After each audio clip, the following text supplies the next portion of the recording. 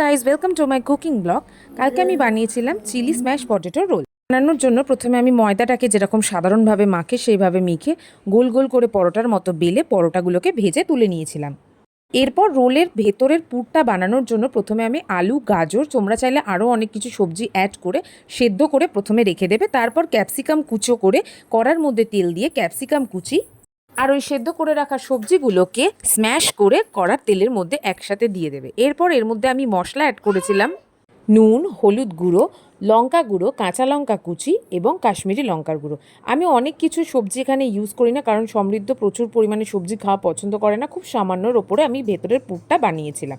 এরপরে দেখো তার মধ্যে আমি টমেটো সস দেবো, সয়া সস দেবো। তোমরা সয়া সসটা বুঝে দেবে, কারণ নুনের পরিমাণটা ওর মধ্যে কিন্তু বেশি থাকে, যেহেতু আমরা প্রথম দিকে নুনটা দিচ্ছি বলে।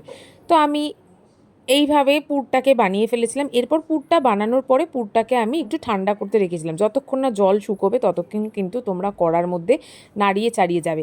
হালকা ভাজা ভাজা হলে তারপরে নামাবে আর ঠান্ডা করতে রেখে দেবে। এরপর তারপরে পরোটা যেরকম রোল যেভাবে বানায় এর সাথে তোমরা পেঁয়াজ কুচি অ্যাড করতে পারো, গাজর কুচি অ্যাড করতে পারো। দেখো আমি পরোটার মধ্যে এইভাবে দিয়ে রোলটাকে বানিয়ে রেখে দিয়েছি।